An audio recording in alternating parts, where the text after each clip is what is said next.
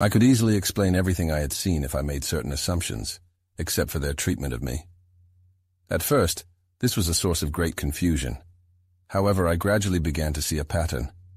Welbeck was surprised when he first saw me, and the lady's reaction was a mix of amazement and sadness. Perhaps they noticed a striking resemblance between me and Welbeck's son and the lady's brother. This young man might have died on the gallows or in battle. The clothes I was wearing may have been his. This room may have been his, but his death allowed someone else to use it. Until now, I had no idea why they were so kind to me. Could this theory explain it? It is not surprising that the resemblance was even more noticeable when I put on his clothes. When I considered the events of my life, from my mother's death to the present day, and followed the chain of events, I began to believe that some benevolent force had paved the way for me. Events I would have dreaded if I had known about them in advance, and which I considered unlucky when they happened, now appeared to be beneficial. I concluded that despair was foolish, and that hasty judgments were unwise. But what would become of me? Perhaps Welbeck could take me under his wing as his own son. Wealth has always been distributed haphazardly, with birthright being the only entitlement to lands and thrones. Even identity itself can hinge on a mere resemblance or a nurse's deception. Nations have gone to war, such as in the case of the Stuarts, to fight for the legitimacy of a birth that can never be proven. Despite the triviality and falsehood of the cause, the effects are momentous and real. It determines our happiness and usefulness and places us among peasants or princes. My own behavior may have some bearing on the outcome. I must cultivate my virtues and eliminate my flaws. This man's abilities are impressive, and he will not make a hasty decision in my favor. He will be swayed by the evidence of my discernment and integrity. I have always been free from temptation and thus uncorrupted.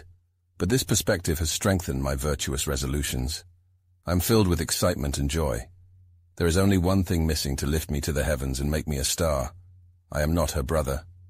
However, I have been raised to her level and now live in the same mansion. We will have some interaction, and over time, familiarity may breed love and lead to marriage. These thoughts are too grand and expansive to remain idle. I must go outside and explore the city. I am curious and have seen very little of it thus far. I wandered through the streets, taking in every detail that presented itself. Eventually, I came upon the house where I had been held captive not long ago. I hoped to uncover some answers and shed light on the mysterious conversation from the night before.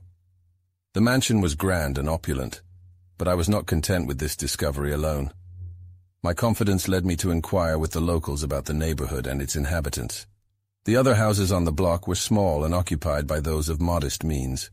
One of them bore a sign indicating that it was the home of a tailor. Sitting outside on a bench was a young man, with unkempt hair, unbuttoned trousers, and a generally grubby appearance. Despite his rough exterior, his kind nature was evident. He was the only person in sight, and I hoped he could shed some light on the wealthy man next door. "Who lives there?" I asked, pointing to the house as I approached him. "Mr. Matthews," the young man replied. I then inquired about Mr. Matthews' profession and way of life. "He's a gentleman," the young man said. "He mostly just walks around." When I asked if he was married, the young man looked at me as if I were crazy. "Married? He's never been married. He's a bachelor." I was taken aback by this news and wondered if I had made a mistake in identifying the house. But I knew that was impossible. I persisted with my questions. "Are you sure he's a bachelor?" The young man replied, "Of course, it would be strange if he were married. He's an old fellow with one foot in the grave. Comical enough for him to get a wife," he exclaimed. "An old man. Does he live alone? What is his family?" I wondered, eager to gather more information. "No, he does not live alone. He has a niece that lives with him. She is married, and her husband lives there too," he replied. Curiosity piqued, I pressed further. "What is his name?" "I don't know. I never heard it as I know on." My inquisitiveness continued. "What is his trade?" "He's a merchant. He keeps a store somewhere or other, but I don't know where," came the response. Seeking more details, I asked, "How long has he been married?" "About 2 years. They lost a child lately. They say she was quite crazy some days because of the death of the child. She's still not completely recovered from the grief. To be sure, the child was a sweet little thing, but they need not make such a rout about it." "I'll bet they'll have enough of them before they die," he said. Yearning to uncover further insights, I inquired, "What is the character of the young man? Where was he born and educated? Has he parents or brothers? Regrettably, he was incapable of answering these questions, and our conversation concluded with little essential addition to the knowledge I already possessed. Chapter 7. After exploring different parts of the city, sneaking into churches and wandering through alleys, I finally returned to my lodgings. The remainder of the day was spent in deep thought, contemplating my new circumstances. I examined every corner of my room, from the closets to the cupboards, and pondered the strange occurrences that had brought me to this place. During dinner and supper, I dined alone, and when I inquired about the whereabouts of my hosts, the servant simply replied that they were occupied. Though I was curious, I did not press for further details. The following morning, I joined Welbeck and his companion for breakfast. The scene was much the same as the day before, except for the fact that the lady seemed even more unsettled than before. When she left the room, Welbeck fell into a contemplative silence, lost in his own thoughts. I found myself at a crossroads, unsure whether to leave the room or stay where I was. Just as I was about to make my exit, he broke the silence and initiated a conversation with me. His questions revolved around moral subjects, seemingly aimed at gauging my viewpoints. With no reason to hide my opinions, I spoke openly and honestly. Eventually, he turned the conversation toward my personal history, making more specific inquiries. In this aspect, I was less forthcoming, choosing to speak in generalities rather than divulging intricate details. I held certain notions of propriety, perhaps bordering on being overly particular. I explained that excessive minutiae about one's own affairs tends to weary listeners, except for the narrator themselves. He readily agreed, recognizing the truth in my observation. After some hesitation and preliminary discussion, he hinted at the importance of maintaining confidentiality regarding my birth and early experiences, both for his sake and mine. While in his service, it was unlikely that my social circle would be extensive or my interactions with the outside world frequent. However, he requested that when communicating with others, I focus on speaking about them rather than revealing details about myself. He acknowledged that this request might seem peculiar to me, but he had valid reasons for making it, reasons he deemed unnecessary to disclose at that moment. He assured me that once I became aware of these reasons, I would readily understand their validity. At that moment, I felt a sense of uncertainty and deliberation. However, I was inclined to accommodate his request, as I saw no immediate need to reveal personal details. Besides, delving into my past brought about unease rather than joy. I couldn't help but view idle curiosity about my previous life as impertinent, just as I deemed it unnecessary to engage in excessive talk about myself. With these considerations in mind, I readily made a promise to adhere to his advice, assuring him that I would respect his request and maintain discretion regarding my own history.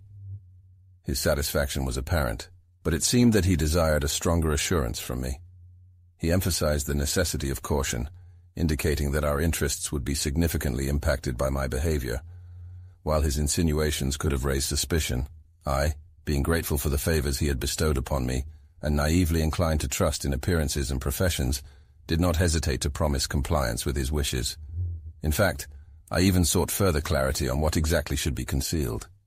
He specified that my silence should extend to everything preceding my arrival in the city and my integration into his household. With that, our conversation concluded, and I retired to contemplate the significance of our exchange. However, my reflections offered little solace. I began to recognize the potential inconveniences that could arise from my hasty promise. By binding myself to silence, I had unwittingly surrendered any ability to speak out in the face of unforeseen events, such as being confined to the chamber or losing my belongings, including the portrait of my friend. Nevertheless, these concerns were fleeting, as I held on to the hope that these events would ultimately work out favorably. Yet my curiosity was awakened. I yearned to understand the motives behind Welbeck's insistence on my secrecy.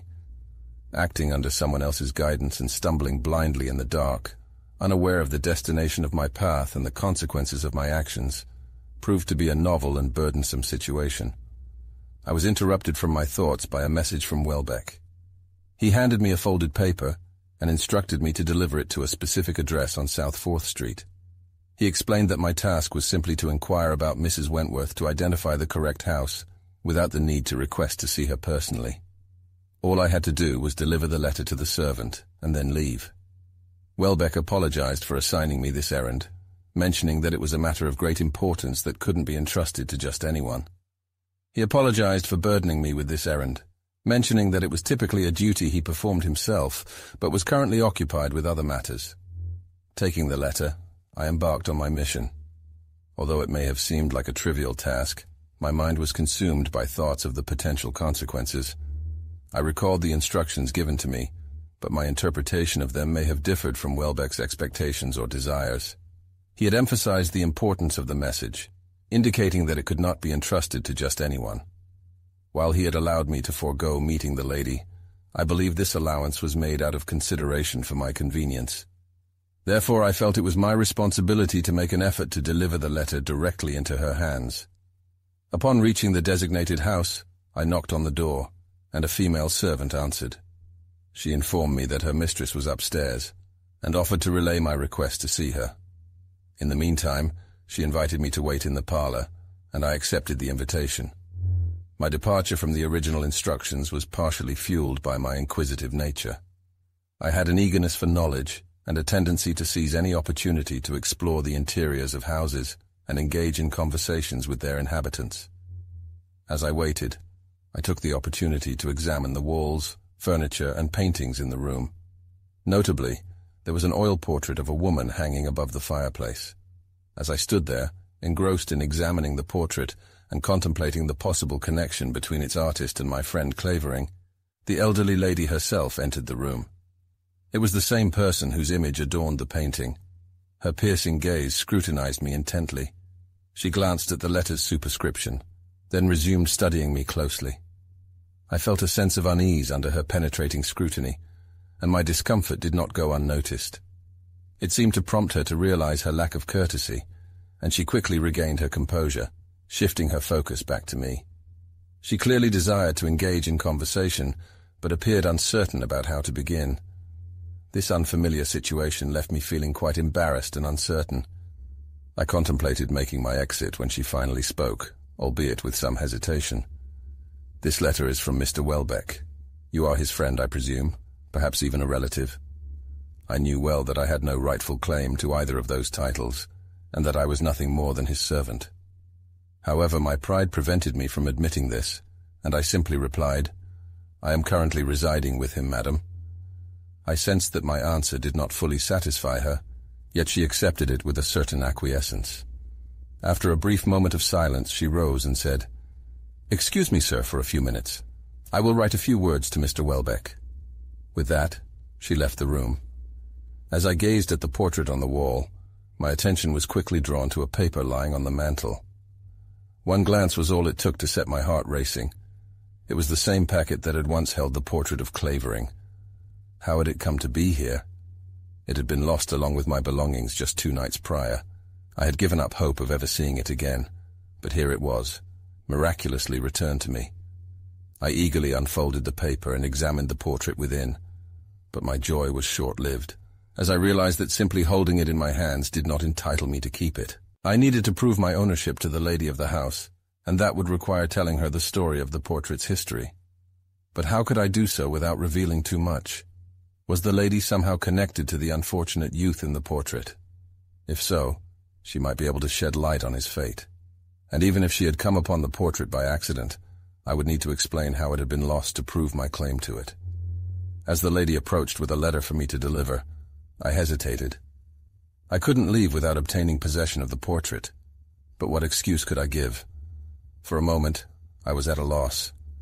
My eyes lingered on the spot where the paper lay, and eventually, I summoned the strength to speak up. "Madam," I said, gesturing towards the paper, "I recognize that as mine. I don't know how it came into your possession, but I had it as recently as the day before yesterday. I lost it in a strange accident, and as it's of great value to me, I hope you won't object to returning it." As I spoke, the lady's face grew increasingly agitated. "Your picture!" she exclaimed. "You lost it? How? Where? Did you know the person in the picture? What happened to him?" "I knew him well," I replied. "He painted that portrait himself, and he gave it to me. Until the moment I lost it, it was my constant companion." "Good heavens!" she cried, her voice rising in intensity. "Where did you meet him? What happened to him? Is he alive or dead?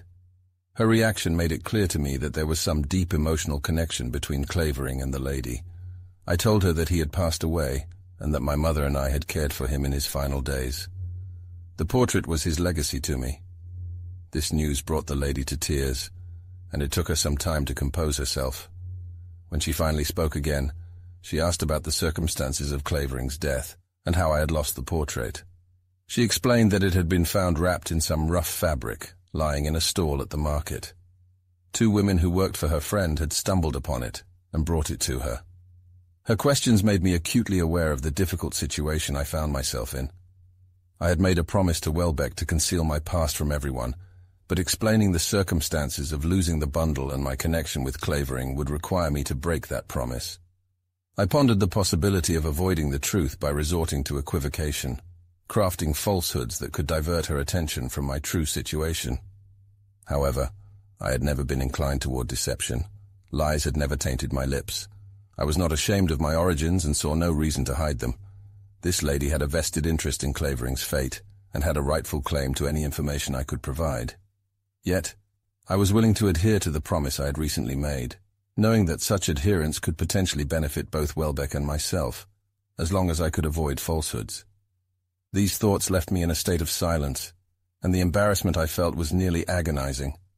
I deeply regretted my hasty decision to claim the portrait. Its value to me was purely imaginary.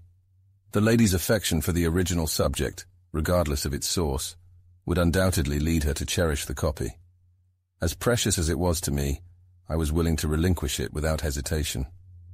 Amidst the confusion of my thoughts, an idea emerged, an uncomplicated yet audacious solution. "It is true, madam," I spoke, my words not particularly clear. "What I have said. I witnessed his final moments. This is his only legacy. If you desire it, I willingly surrender it. However, this is all I can disclose at present. I find myself in circumstances that make it inappropriate to reveal more." My words were spoken with some difficulty, and the lady's own fervor prevented her from fully grasping their meaning. She persisted in her inquiries, to which I provided the same response. Initially, she expressed great astonishment at my behavior, which then turned to a degree of sharpness and impatience. She spoke quickly, referencing the history of Clavering. He was the son of the man who owned the house where Welbeck lived. He was greatly loved and spoiled by his parents. He had asked for permission to travel, but his parents were too afraid to let him go. He tried to sneak away to Europe twice, but was unsuccessful. His parents assumed he had successfully run away the 3rd time and had searched tirelessly to find him. They hoped to find some clue to his whereabouts in Europe, as they were certain he had crossed the ocean. Mrs. Wentworth was intensely curious about his life and death, and became even more so when I refused to give her any information. Eventually, she became angry and dismissed me. Chapter 8. The interview had come to an end, and I couldn't help but feel a mix of pleasure and pain as I reflected on it. I had foolishly promised Welbeck to keep quiet about certain things, but doing so may have caused the lady some displeasure and suspicion towards me. She would be left wondering why I was silent, and might even assume it was due to something related to Clavering's death that I didn't want to reveal. It was clear that the lady and Welbeck had some sort of connection, and I couldn't help but worry that she would continue to pry for information from me. Would she give up now that we had reached a certain point, or choose to involve Welbeck and turn him against me? I knew that I had to find a way to avoid this. The only solution I could think of was to come clean with Welbeck about Clavering's death and explain the predicament I found myself in due to my promise. It was the only way to avoid any further trouble. Upon my arrival home, I stumbled upon him and promptly handed over the letter that I had been tasked with delivering. His expression shifted from surprise to unease upon seeing it. "So, you've seen the lady?" he asked, disappointment lacing his tone.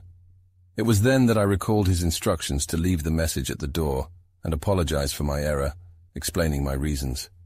His disappointment dissipated, but not without a visible struggle.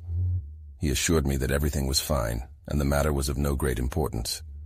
After a moment of preparation, I implored him to listen to what I had to say. I recounted the tale of Clavering and my recent troubles. As I spoke, his face betrayed growing concern. His emotion was particularly strong when I spoke of Mrs. Wentworth's questioning regarding Clavering. His surprise was palpable as I described how I had avoided her inquiries. I concluded by stating that when I promised to remain silent about my own affairs, I had not anticipated any situation where keeping that promise would be challenging or inconvenient. I assured him that if his interests were best served by my silence, I was willing to maintain it. I asked for his guidance on how to proceed. He appeared to be deep in thought, his expression one of perplexity. When he spoke, his words were halting and evasive, indicating that he had something on his mind that he was struggling to articulate. He frequently paused, but my responses seemed to discourage him from revealing his intentions. Our conversation ended for the time being with him advising me to stick to my current plan. He promised that there would be no negative consequences, as it would be my own fault if I were to encounter the lady again. In the meantime, he would speak with her and put an end to her inquiries once and for all. I pondered deeply on the conversation that had taken place. How would he silence her inquiries? Surely he had no intention of deceiving her with false information. However, a sense of unease began to creep into my thoughts. I couldn't help but wonder what sort of scheme my suppression of the truth was serving. It felt as though I was walking blindly into danger, unsure of what pitfalls might lie ahead. My doubts only grew with each passing moment, and I couldn't shake the nagging feeling that my new situation was far less fortunate than I had initially thought. The questions that plagued me were numerous. Who was Welbeck? What was his relationship to the foreign lady? And what sort of service was I being employed for? I couldn't be content without answers to these mysteries. Perhaps I should confide in my new friend, but would he view my fears and suspicions as criminal? I knew that they stemmed from a desire for virtue and honesty, and my peace of mind depended on the approval of my conscience. I had come to realize that fame and luxury were empty pursuits when compared to the reward of leading a virtuous life. I would never sacrifice my honesty for the sake of adulation and wealth. As dinner approached, the lady and Welbeck were present, and I couldn't help but regard them with a newfound curiosity. I couldn't explain the reasons for the sudden shift in my perspective. Perhaps it was my fickle nature, or maybe it was simply my lack of experience with the ways of the world. Regardless, I found myself contemplating the scene before me in a whole new light. The grandeur and formality of the place no longer inspired tranquility and reverence. My previous fantasies of inheriting this beauty and winning the affections of the lady now seemed like foolish and insane dreams. My education and upbringing had prepared me for a different life. This place could be a facade for misery and immorality. During the meal, both my companions and I remained silent. Once the lady had finished, she promptly left. My inexplicable sadness only grew stronger. Welbeck noticed and asked with genuine concern what was causing my visible distress. I am ashamed to admit how foolishly I acted. Instead of answering him, I broke down in tears. He was surprised and sympathetic and asked me to explain. I struggled to express my desire to leave his home and return to the countryside. He asked what had prompted this sudden change and what I planned to do. Had I found someone who could help me more than he had? I replied, "No. I have no family to turn to, no friend to protect me. If I went to the countryside, I would have to work as a laborer, but even that would be better than my current situation." He pointed out that this was a new opinion. What was so unpleasant about my current way of life? His willingness to talk me out of my plan and offer me assistance filled me with gratitude. I couldn't help but acknowledge the value of leisure and literature and the importance of elegant accommodation. All the pleasures of the senses and the refinements of intelligence were within my grasp in my current situation, but would be scarce in the one I was headed towards. I felt a temporary sense of regret for my foolishness and decided to change my behavior. I couldn't bring myself to reveal the true cause of my sadness, so I let him believe it was due to homesickness, inexperience, and the overwhelming feeling of loneliness that comes with being introduced to a new place. He assured me that these feelings would disappear with time, company, and occupation. He promised to provide me with a job the following week, and in the meantime, he would introduce me to people who were intelligent and lively to help dispel my gloom. As soon as we parted ways, my unease returned. I tried to ignore it, but it was no use. I finally decided to leave my current situation, though I wasn't sure when or how I would do it. That would have to be something I would have to think about in the future. In the evening, Welbeck suggested that we visit one of his friends. I accepted his invitation, and we went to Mr. Wortley's house. There was a large group of people there, mostly women. Welbeck introduced me as his young friend. Despite feeling embarrassed, I paid close attention to everything that was happening around me. I noticed how much respect was given to him, and how his entrance into the room seemed to have a magical effect on everyone. His eyes sparkled, his features softened, and his usual reserved demeanor was replaced with a torrent of words. I was amazed at how much he had changed. It was almost as if he was a different person. It became evident to me that his quick-wittedness was not mere pretense and would not dissipate once he left the company. It was an inherent part of his nature. As soon as the door closed behind him, his customary solemnity returned. He spoke sparingly, using emphatic and concise words. We returned home late, and I promptly retired to my chamber, not so much for the sake of rest, but to indulge in uninterrupted reflection. However, my state of mind was far from happy. I found myself immersed in a situation that fueled my curiosity. Curiosity, when its fulfillment is possible, can bring pleasure. Yet suspicion and anxiety surrounded me. I contemplated the effort and labor required to dispel my ignorance, and the thought only brought me pain and apprehension. The air was unusually sultry, and even with opened windows and high ceilings it remained oppressive. The turmoil in my mind affected my body, and my restlessness compounded the heat, almost pushing it to the level of a fever. After enduring this discomfort for some time, I remembered that the bath located in the courtyard below offered relief from the scorching atmosphere. I rose from my bed and descended the stairs quietly so as not to disturb Welbeck and the lady, who occupied the rooms on the second floor. I made my way to the bath, filled the reservoir with water, and quickly alleviated the discomfort that had been troubling me. Among all sensual pleasures, this was the most delightful. I continued to immerse my limbs and moisten my hair for quite some time. Amidst this enjoyable activity, I noticed the approach of day and realized it was time to return to my chamber. I returned to my chamber with the same caution I had exercised while descending, my bare feet allowing me to move silently. As I ascended the carpeted staircase, I heard a noise coming from the chamber occupied by the lady. Though I had done nothing wrong, I felt a reluctance to be seen. There was no reason to believe that the sound was related to my presence in the bath, yet I acted as if such a reason existed. I hurried to pass the door and continue my ascent to the second flight of stairs. However, my attempt was interrupted when the chamber door slowly opened, and Welbeck emerged, holding a light. I was embarrassed and unsettled by this encounter. He was startled to see me, but quickly recognized who I was. His face displayed a mixture of shame and anger. He seemed on the verge of reprimanding me, but abruptly restrained himself and asked in a gentle tone, "What is the meaning of this? Where have you come from?" His emotions swiftly affected my own heart. My tongue faltered as I attempted to explain. I said, "I sought relief from the heat of the weather in the bath." He listened to my explanation in silence and, after a brief pause, retreated into his own room and closed the door. I hurried to my chamber. To an outside observer, these circumstances might not have raised suspicion or curiosity, but for me, they sparked vague and tumultuous thoughts. As I paced across the room, I repeated to myself, "This woman is his daughter. But what evidence do I have of that? He once claimed it, and he has dropped hints and allusions from which no other conclusion could be drawn." The room that he had emerged from, during a time dedicated to slumber, belonged to her.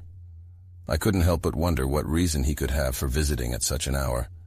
A parent is free to visit their child whenever they please, without it being considered a transgression.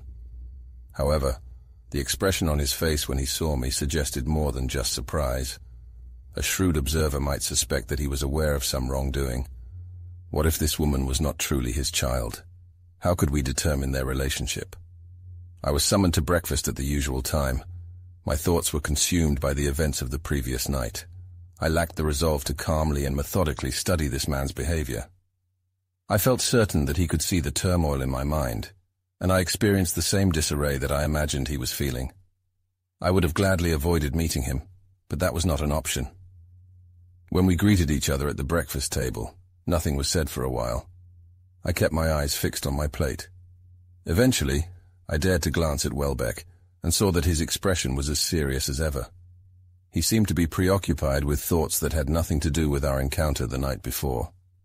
This reassured me, and I gradually regained my composure. Their lack of attention allowed me to occasionally study their faces and compare them. Often, one can see the resemblance between a parent and child in their features, But a child can resemble one parent without sharing any traits with the other. In this case, their outlines, surfaces, and hues were completely different. It was possible that they were related despite this dissimilarity, but it only served to fuel my suspicions. After breakfast, Welbeck gestured towards the piano, and the lady rose to play.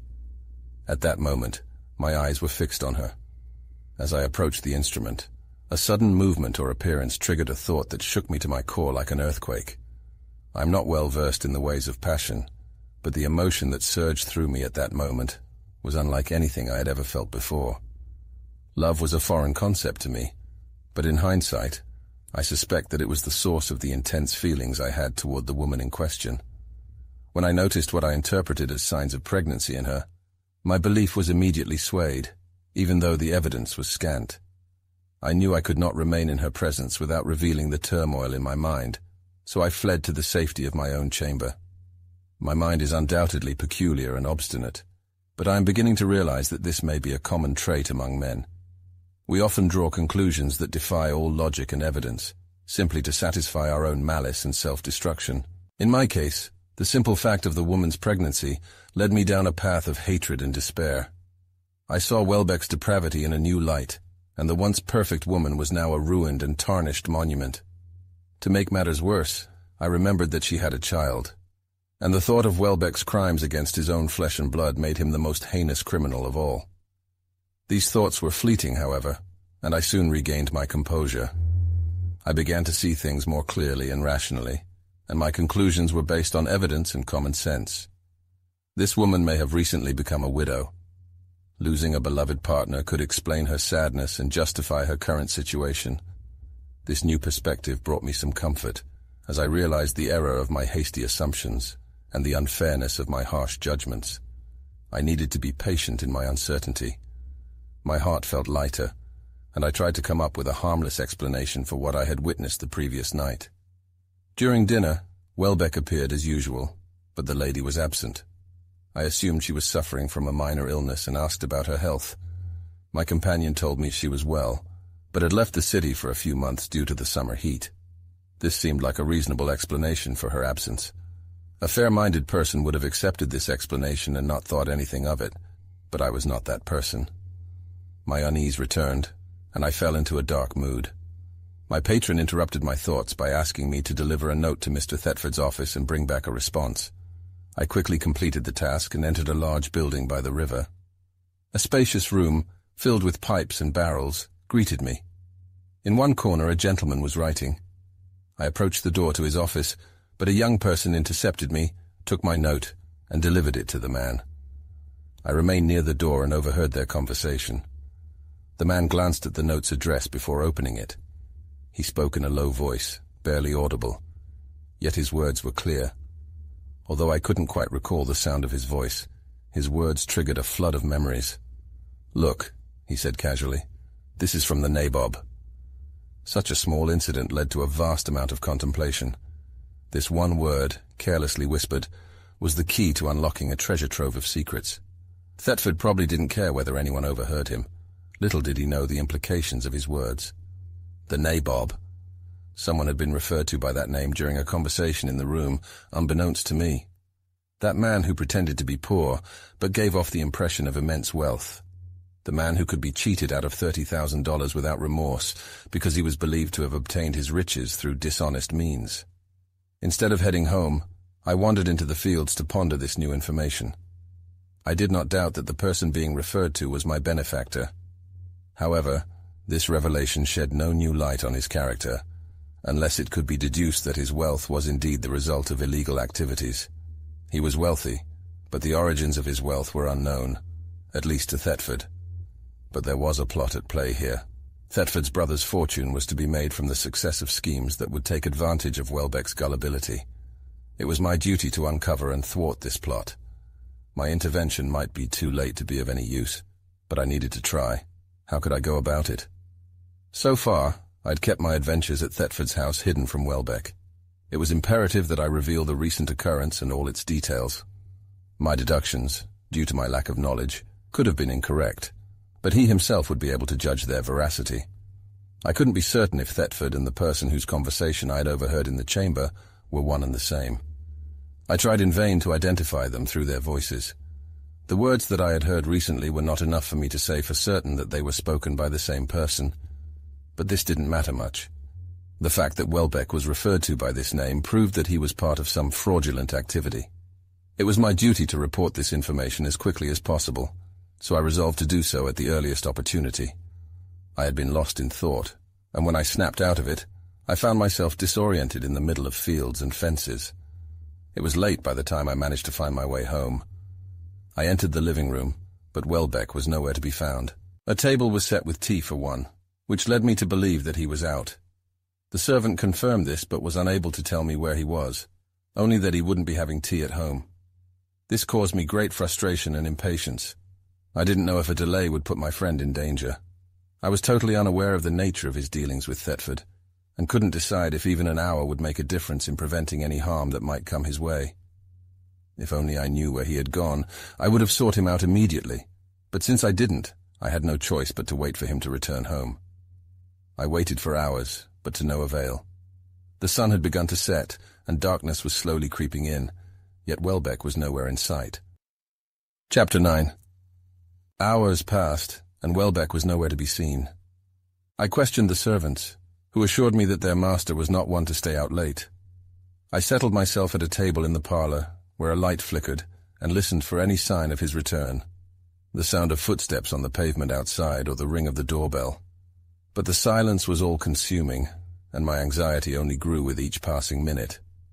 To ease my discomfort, both from the oppressive heat and my mounting apprehension, I decided to take a bath. Leaving the candle behind, I hoped to hear the bell if Welbeck returned while I was otherwise occupied.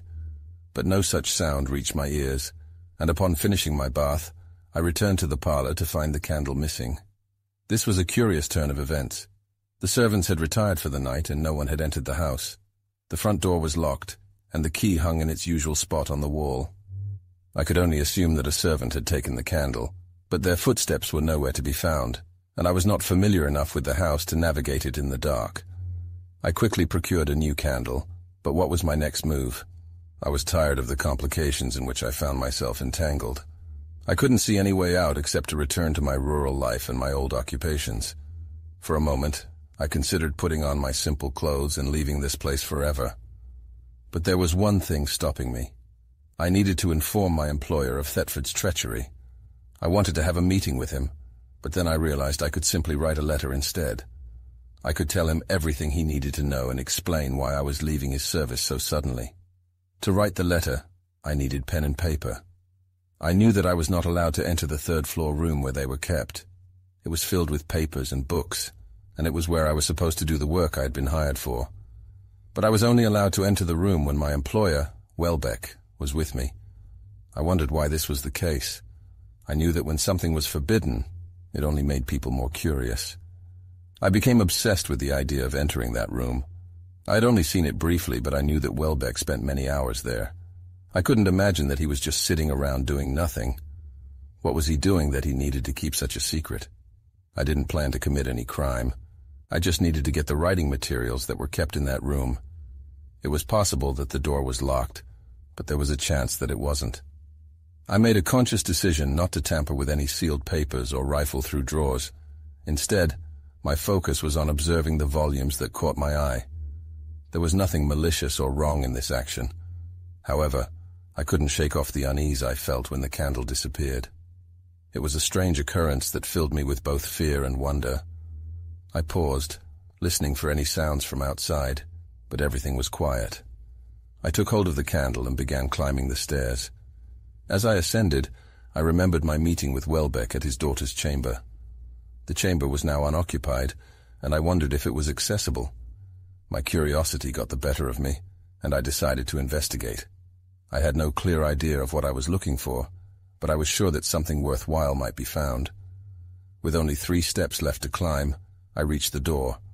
I tried the handle, and to my surprise, it opened easily. The room was typical, with standard furnishings. I headed towards a table that had a mirror hanging above it. While my eyes darted around the room, I caught sight of a miniature portrait hanging nearby. I scrutinized it with great interest and was struck by the resemblance it had to my own face. For a moment, I even thought it was a portrait of myself. However, I quickly realized that it was just a striking similarity between myself and the true subject. My thoughts were interrupted by another object that caught my eye. A small volume lay on the toilet, which appeared to have been much used. I opened the book and discovered that it contained some of the dramas of Apostolo Zeno. As I flipped through the pages, my eyes caught sight of a written paper. A quick glance revealed that it was written in English. Despite any reasons that would have urged me to resist, I felt compelled to read it. Suddenly, a deafening sound rang out, shaking the walls of the room and causing me to tremble. I dropped the book and was overcome with confusion and surprise. I couldn't tell where the noise came from, but it was clear that it was close by, possibly even in the same house. It was obvious that the sound was caused by a gunshot. Someone had pulled the trigger. I recalled that the candle had disappeared from the room below. In an instant, a chilling thought entered my mind, causing my hair to stand on end and my teeth to chatter. This must be the work of Welbeck, I thought. He must have entered the room while I was gone to his own chamber, and for some unknown reason, taken his own life. This thought paralyzed me, both physically and mentally. I was consumed with fear and anxiety for some time. My reluctance to face this tragedy, rather than any belief that I could prevent or fix the situation, compelled me to try to enter his room. It was possible that my assumptions were wrong. However, the door to his room was locked. I knocked, quietly called out for him to let me in, and even looked through the keyhole and the cracks in the door, but there was no response. It was clear that no one was inside, but the smell of gunpowder was still lingering. Maybe the room above was where the gunshot had come from. I climbed the second set of stairs and approached the door. Despite my best efforts to listen carefully, there was no sound to be heard. I extinguished the light I held and noticed that the room was already illuminated. I was unsure of how to proceed and stood at the door for a few minutes. When I spoke and asked for permission to enter, the silence was deafening. After a while, I cautiously withdrew the bolt and entered the room. The sight that greeted me was beyond anything I could have imagined. Welbeck was sitting in a chair against the wall, his hands resting on his knees and his eyes fixed on a body lying a few feet away. The body was bleeding and bore the marks of a violent death. I cannot describe the horror that I felt at the sight before me. I was paralyzed with fear and shock, like Welbeck. I looked from him to the dead man, unable to speak. Welbeck eventually looked up and saw me, but he did not show any signs of surprise or fear. He remained silent, lost in his own thoughts. I knew that I could not leave things as they were. Welbeck needed help, and I had to offer it.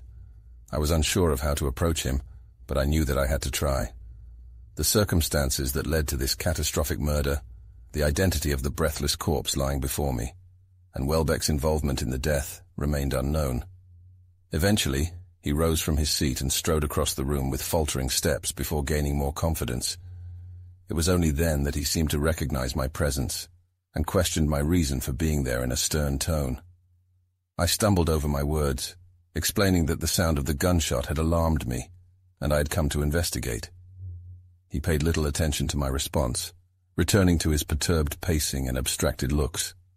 Suddenly he stopped and glared at the corpse, muttering about the worthlessness of life and his desire to end it all. After a brief pause, his thoughts appeared to calm, and a solemn sadness replaced his previous fury. He turned to me and spoke with a serious tone, explaining that I did not understand the deceitful and corrupt world that he inhabited.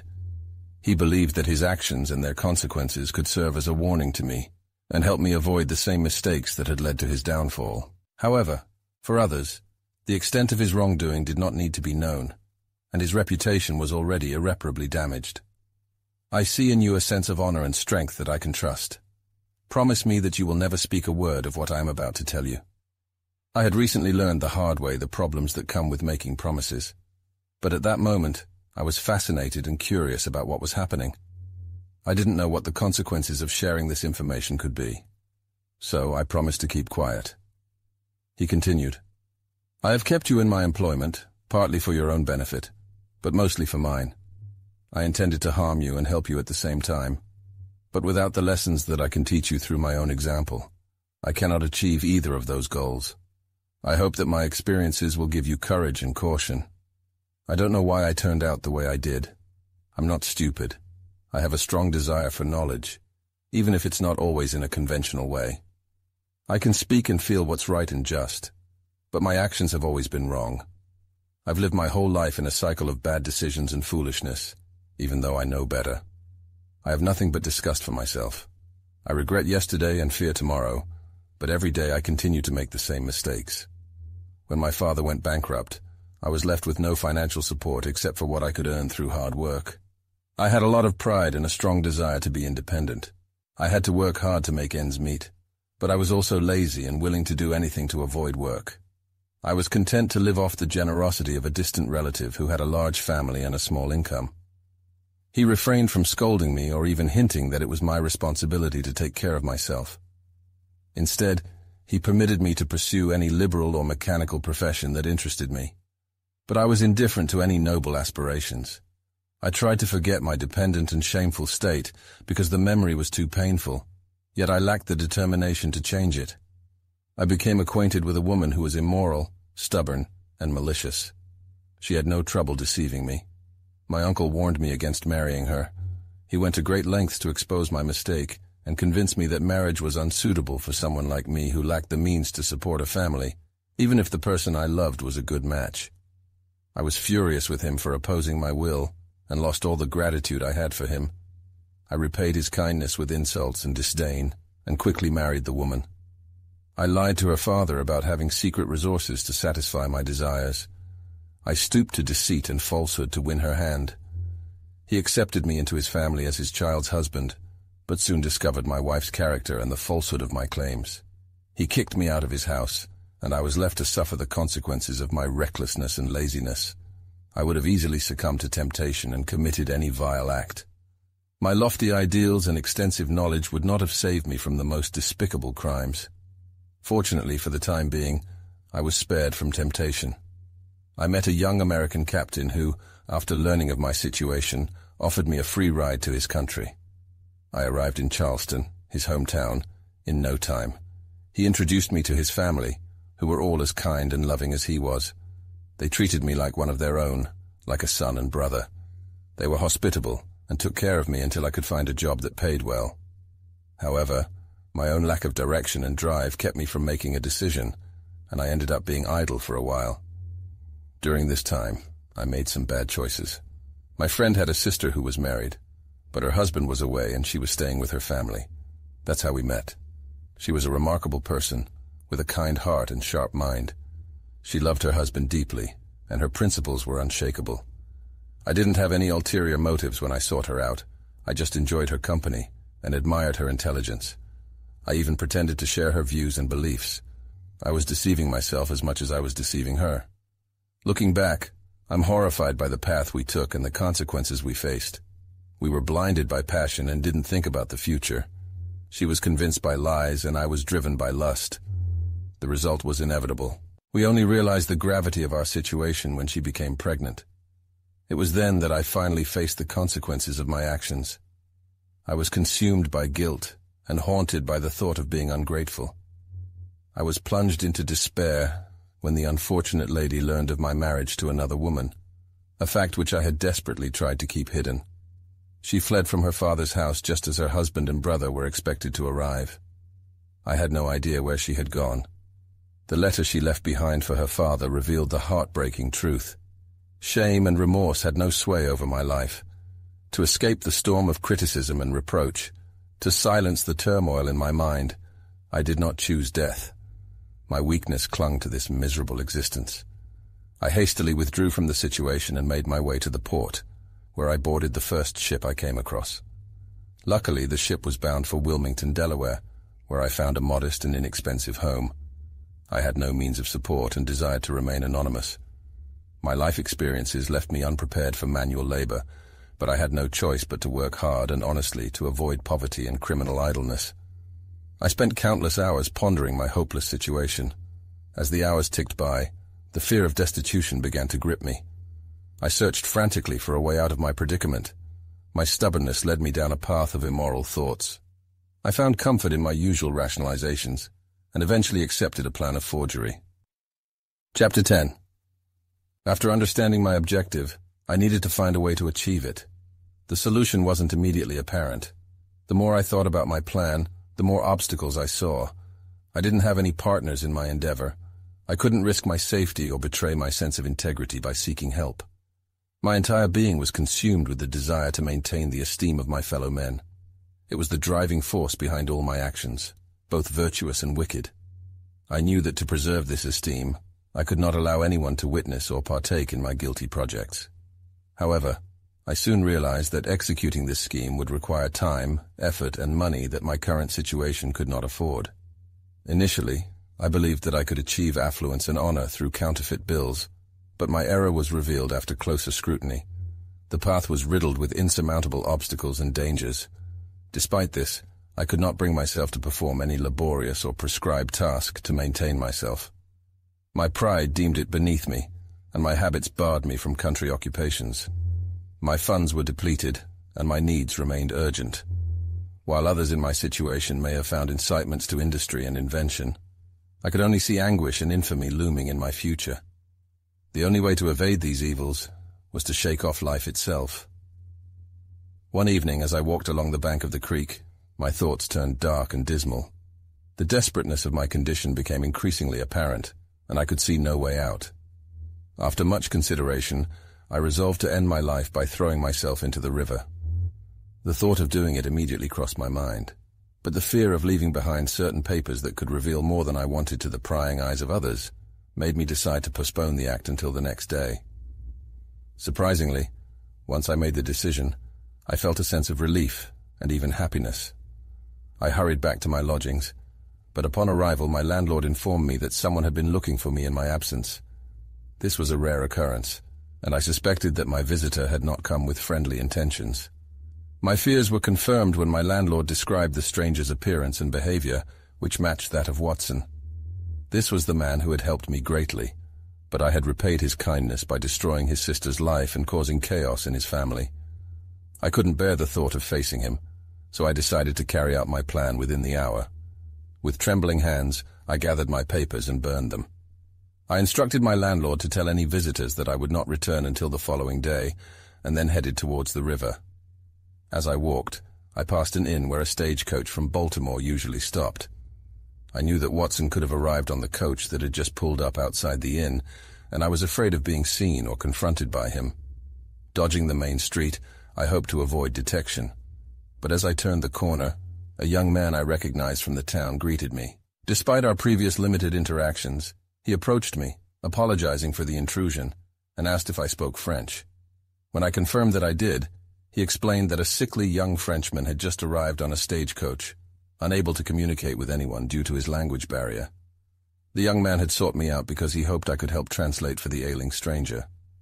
I agreed to assist, and when I met the Frenchman, I saw that his condition was dire. He was not only ill but also destitute, with no belongings and wearing tattered clothing. The innkeeper, anxious to be rid of the sickly guest, was not keen on providing care for him without any hope of reimbursement.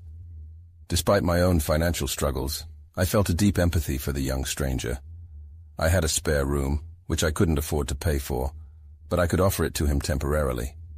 With his fate uncertain, I knew I could help him in the short term without worsening my own financial predicament. After a brief pause, I led the stranger to my abode and tended to him in my own bed.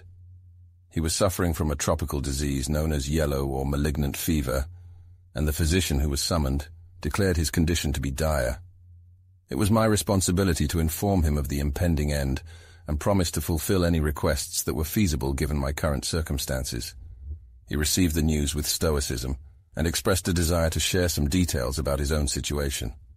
Unfortunately, his agony and frailty made it difficult for him to articulate his thoughts clearly.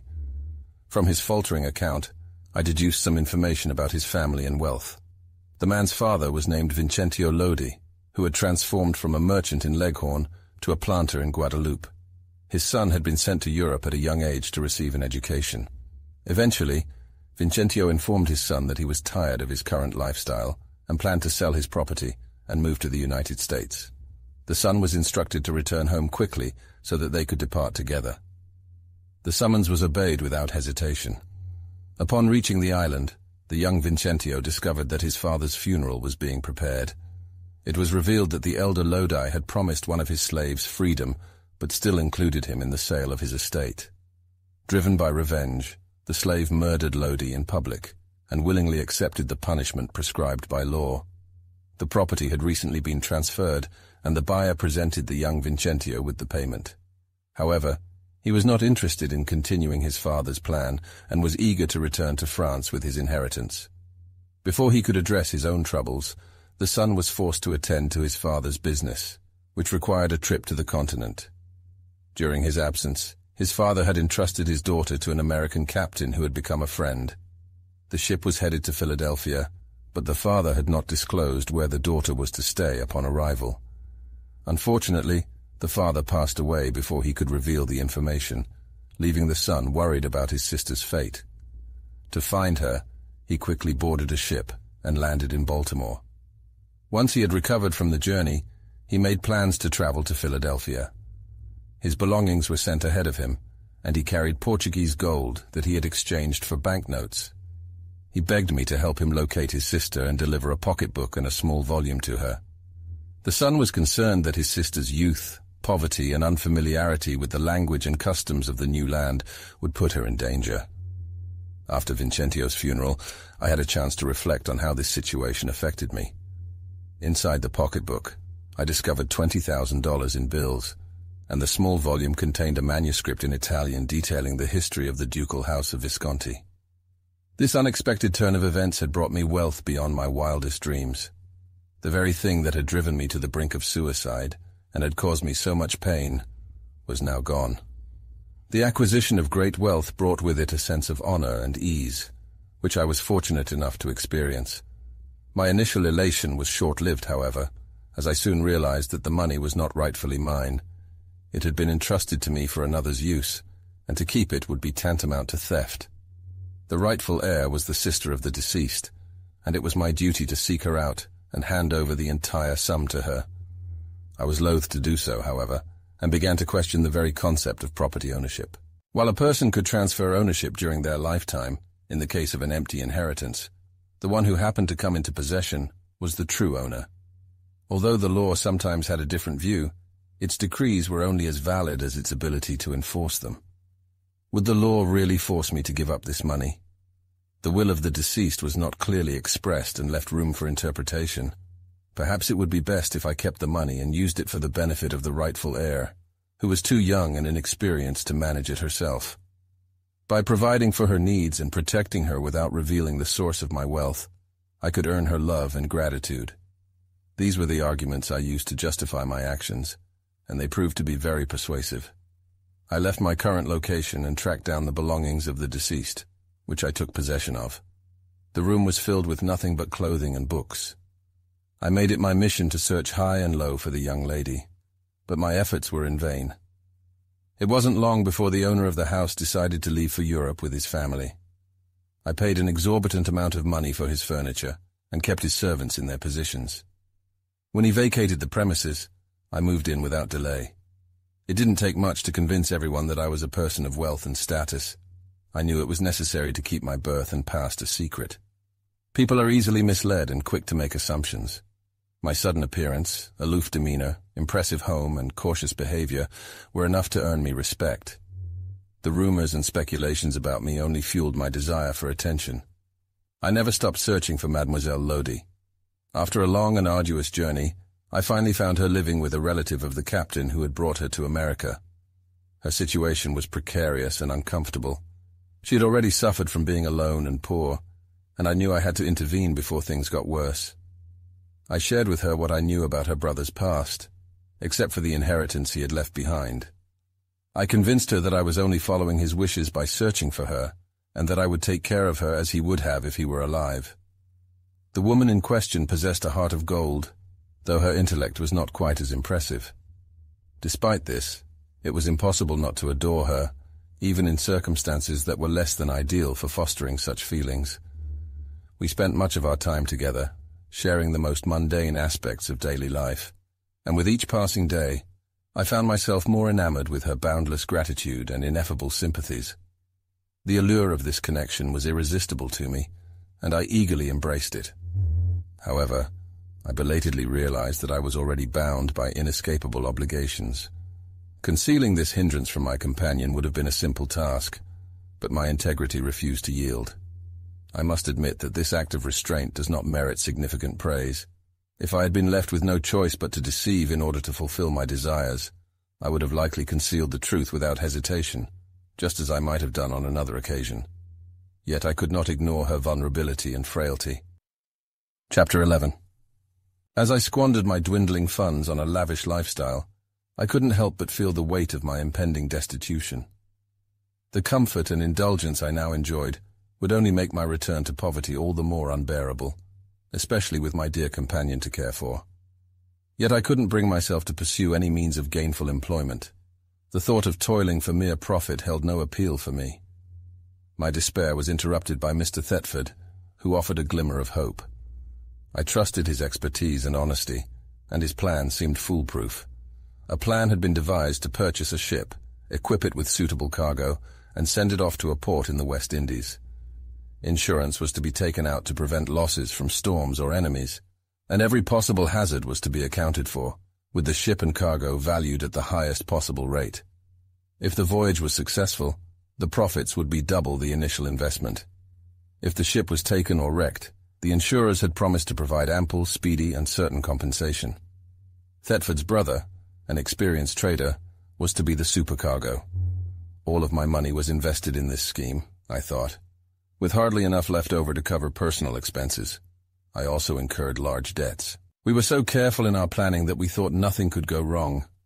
We spared no expense for a project that seemed infallible, and the fully outfitted ship set sail. An interval of suspense and anxiety followed. My lack of experience in the mercantile world made me doubt my own judgment, and I knew that my complete and utter destruction was tied to the failure of this scheme. Time passed, and my apprehensions only grew. The time for news of the ship's fate came and went without any word. However, I had to keep my worries hidden from the world. I had convinced others that this project was more for amusement than for profit, and the debts I incurred seemed to be in line with established norms rather than necessity. Months went by without any news. The notes I had given for 1/3 of the cargo and the insurance premium were coming due soon. I had planned to pay them off with the ship's speedy return or proof of its loss, but neither of these events had occurred. My worries only increased when I learned of another problem. The situation of my companion seemed to be one that, if we were married, would have been cause for celebration. Unfortunately, the reality was far from delightful. While the consequences of our relationship were uncertain, they were easy to ignore. But now that they were clear and unavoidable, they brought only distress and reproach. I had kept my companion isolated from the world, shielding her from any language but her own, and preventing her from interacting with anyone beyond myself. My friends were curious about her, her past, and her relationship to me, but the truth would have been shameful, so I encouraged them to believe she was my daughter. It was a way to avoid suspicion and protect her from unwanted attention. But now, with her condition impossible to hide, we had to find a way to keep her safe from prying eyes. A secluded rural retreat seemed like the best option, and she agreed to go there with me. But even as we made these arrangements, I couldn't help but worry about the dangers that lurked around us. I couldn't sleep, so I would often wander the fields before dawn. It was on one of these walks that I first saw you. Your resemblance to a deceased acquaintance was uncanny, and it gave me a start when I first saw you. Your plea for my sympathy was expressed in words that sharply contrasted with your attire, and it immediately caught my attention. I was impressed by your education and abilities. At that time I was in a desperate situation, and I scrutinized every detail in the hope of finding a way out. My love for the Italian girl had begun to fade, and I knew that marriage was impossible. I thought that my feelings for her were due to chance circumstances, gratitude, and the lack of competition, and I hoped that with time and effort, I could transfer those feelings to you. I believed that your resemblance to her brother, your age, and your good looks would eventually win her over. Furthermore, I had another goal in mind. Mrs. Wentworth was wealthy, and her favorite nephew, Clavering, had disappeared years ago. Although his death was likely, there was no conclusive evidence. Clavering's existence posed a problem for me, as I had plans for Mrs. Wentworth that he would have thwarted. My ideas were hazy and poorly formed, and I won't dwell on them here. Suffice it to say that your introduction to me made me wonder if you could help me persuade Mrs. Wentworth that her nephew was dead. I knew that this would require a careful and gradual approach, but I was willing to take the time and make the effort. The true account of your history remained shrouded in silence, which you consented to without hesitation. My personal ambitions had prevented me from reading Lodi's manuscript, but upon inspection, I found it to be a profound and eloquent work.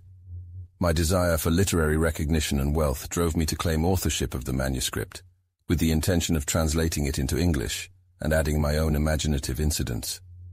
To do so, I required your assistance as an amanuensis. However, my plans hinged on receiving timely news from a certain place. If I did not receive it within a week, I would be ruined. The silence I had encountered could be due to the ship foundering and all aboard perishing. While the insurance would not be forfeited, payment could not be obtained for a year, and I was unable to pay the premium and other debts immediately. I had to maintain appearances, but my finances were depleted. The anxiety I experienced was indescribable, and it only worsened when I was summoned by Thetford to his residence. He had received news of my ship, but all he could tell me was that it had been captured by the British. The details were unknown to him. The news of her safe return would have been far more welcome, but even the knowledge that she had been captured was cause for celebration. It meant that I wouldn't have to make a claim with my insurers and could delay paying off other debts for a month. Hope and joy flooded my being, and I rushed to Thetford's office. He greeted me with a somber expression, and I assumed he was hesitant to share news that was less positive than we had hoped. But he confirmed the capture, having received official documents from his brother. I eagerly took the papers from him, only to have my elation quickly evaporate. 2 Frenchmen with mixed-race ancestry had begged for passage on the ship, promising not to carry any contraband items. However, a privateer intercepted the vessel and found 2 sabers and other military equipment in the Frenchman's chest. This was enough to condemn the ship and forfeit the insurance claim. My hopes were dashed, but I tried to hide my disappointment from Thetford. I feigned indifference while my heart was racked with anguish. I pretended to have already known about the capture and the reason behind it, choosing to hold back my own feelings of loss and anger towards those responsible. Inside, however, my mind was in turmoil, and I longed for the chance to escape. In an attempt to find something else to discuss, I asked who had brought this information. He replied that it was Captain Amos Watson, whose ship had been seized for a different reason.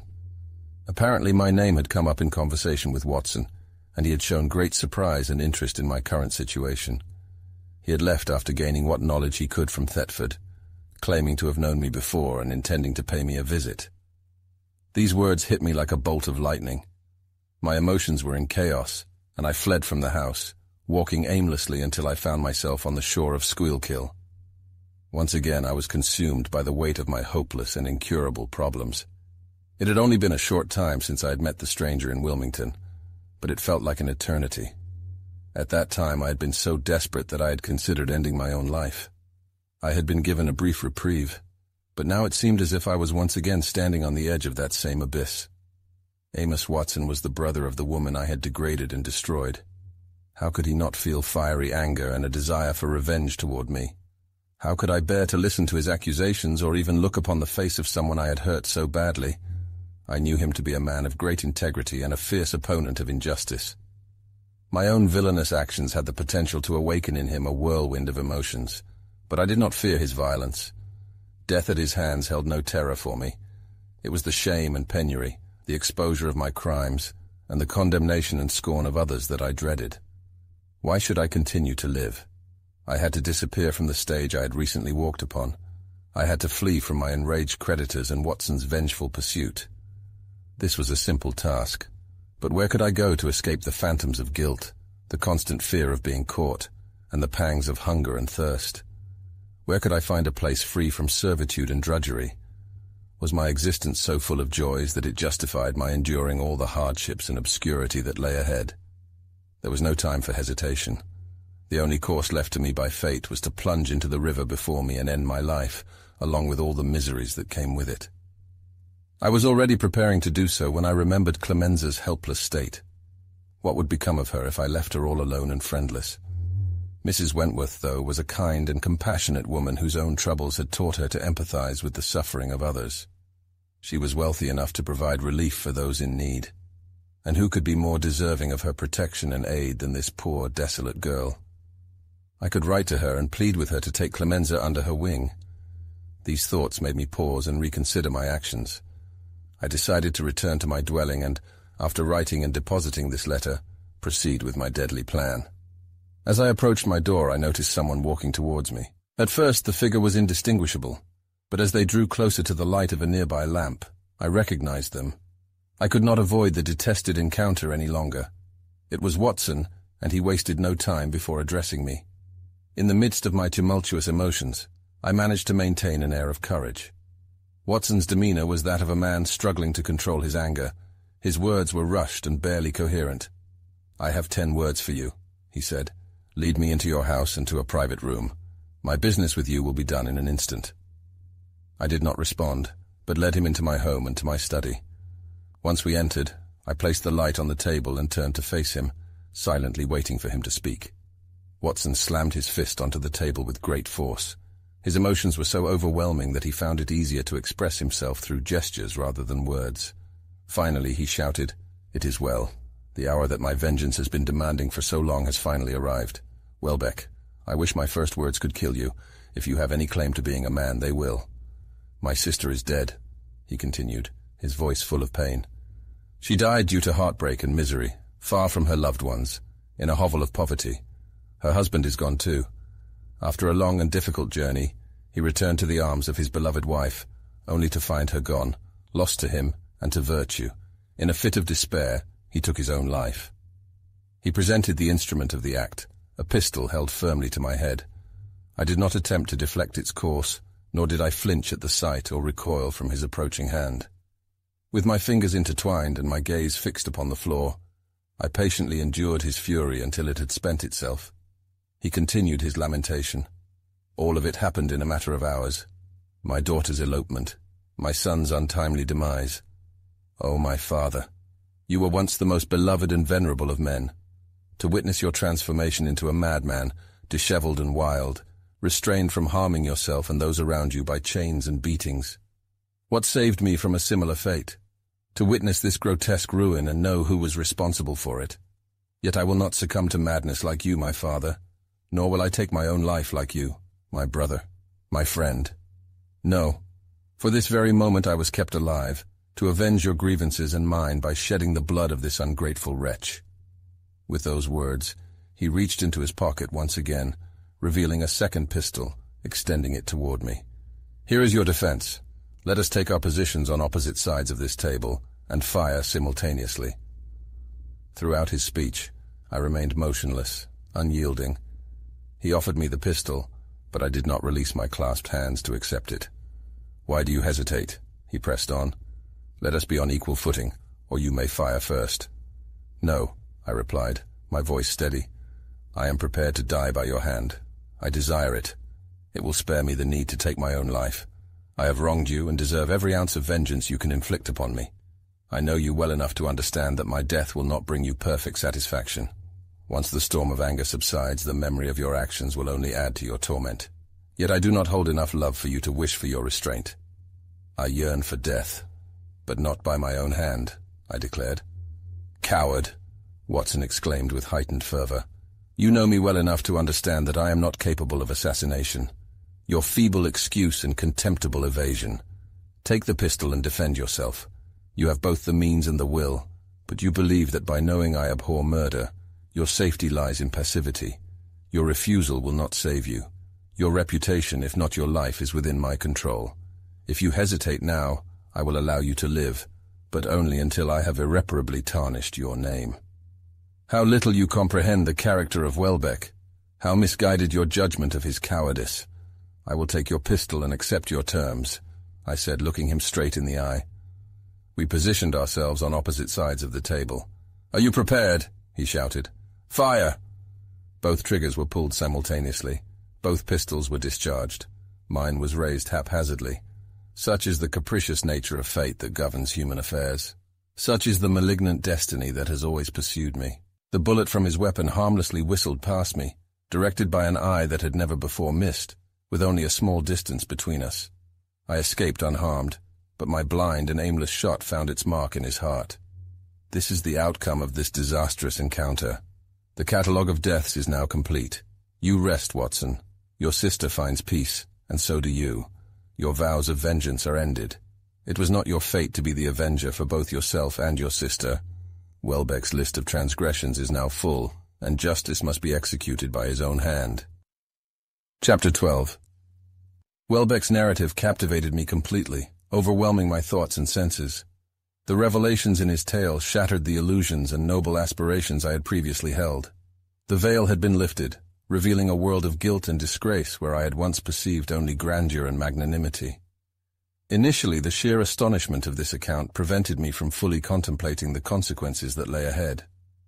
My inexperienced mind had never before ventured into such realms. Everything was filled with novelty and horror, like a scene from a dark fairy tale. My understanding was confounded, and my senses questioned the validity of their own perceptions. The very setting of these offenses seemed otherworldly to my unrefined senses, with a strange glamour and a sense of the supernatural. My mind was clouded, and my perceptions distorted. It was only the voice of my companion that brought me back to reality. Lost in contemplation, I was brought back to reality by my companion's solemn voice. "Slaught," he said, "I have 2 requests to make. First, assist me in burying these remains, and then accompany me across the river. I lack the power to compel your silence regarding the deeds you have witnessed. I have contemplated both benefiting and harming you, but I do not wish your actions to conform to anything other than justice. I trust in the promise you have made. If you wish to flee from this scene, to distance yourself from what you may consider a theater of guilt and danger, the path is open for you. Retreat without interference and in silence.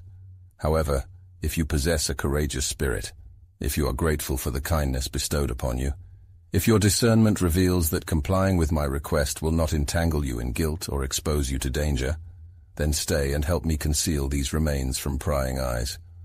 Watson is beyond further harm. I never intended to bring him harm, although I have torn his sister and friend away from him and prematurely ended his life. Providing him a proper burial is a duty I owe to the dead and the living." With a mind clouded by turmoil and rapid thoughts, I found myself contemplating my next move. Time and power for deliberate action eluded me, leaving me uncertain. My initial instinct was to shield myself from this gruesome spectacle, but abandoning a man in such dire need seemed ungrateful and cowardly. Remaining where I was, following his instructions without question, required little effort. Though fear lingered in the presence of both him and the lifeless body, the solitude that awaited me would surely conjure countless phantoms in my current state of tremulous confusion. I made no preparations to depart, nor did I verbally agree to his proposal. My silence was taken as consent. He proceeded to wrap the body in a carpet, then lifted one end, casting an expectant look in my direction, indicating his anticipation of my assistance in bearing this macabre burden.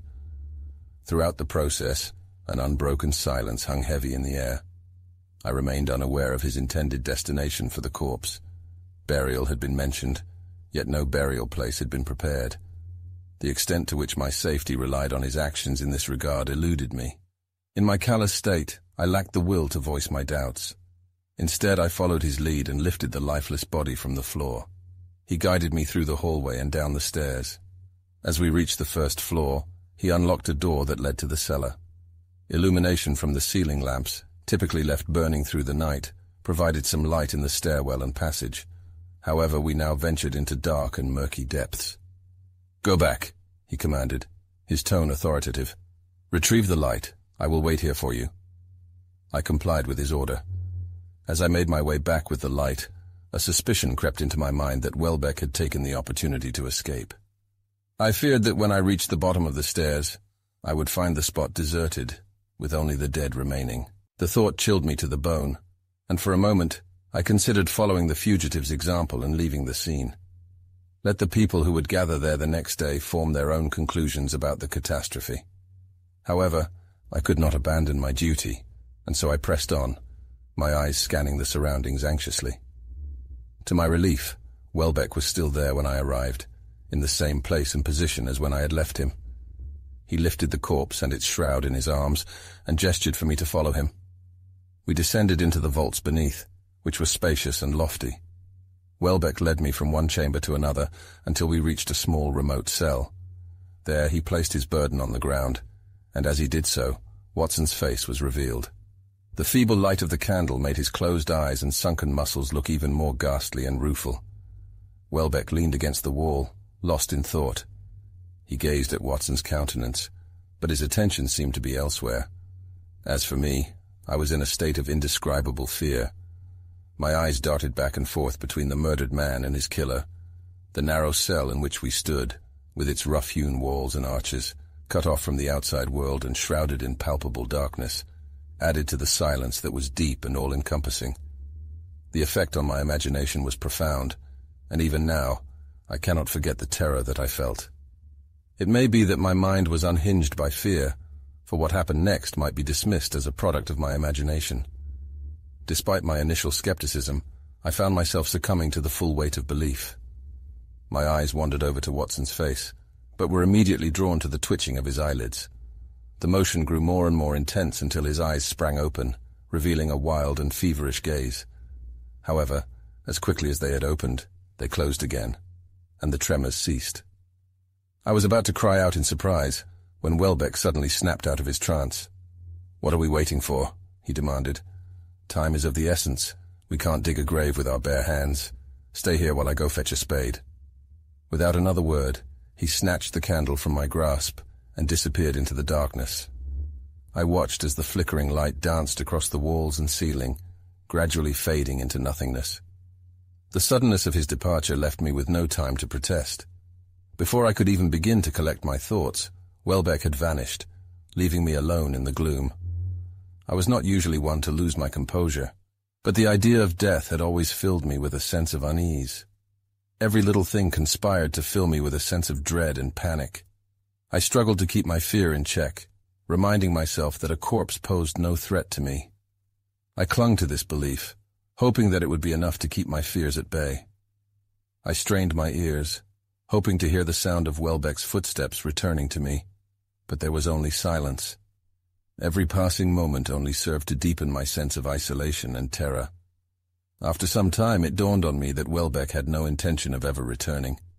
He had lured me here with his malice, and now I was left to face the consequences of his actions. He had fled and locked all the doors behind him. This suspicion was enough to overwhelm even the bravest of souls, and I knew I had to make desperate efforts to escape. I extended my hands and moved forward, but my lack of attention to the layout of these underground passages made it difficult to navigate. My fears only added to my confusion, and despite the danger of encountering obstacles, I rushed towards the exit. My recklessness was quickly punished when I was repelled by a sharp angle in the wall, causing me to fall back and hit my head. When I regained consciousness, I saw that blood was pouring from my nose and staining my clothes. I knew that being caught in this recess with blood on me would only make me seem more guilty. This thought gave me the strength to get up and continue on my way. I proceeded with greater caution, but I had lost all sense of direction. I moved randomly, avoiding obstacles and trying to move forward whenever possible. Eventually, I stumbled upon the entrance, and after many attempts, I made it to the foot of the staircase. I climbed the stairs, but was met with an insurmountable obstacle. The door at the top was locked and barred, and no matter how hard I tried, I couldn't break it down. This was exactly what I had feared.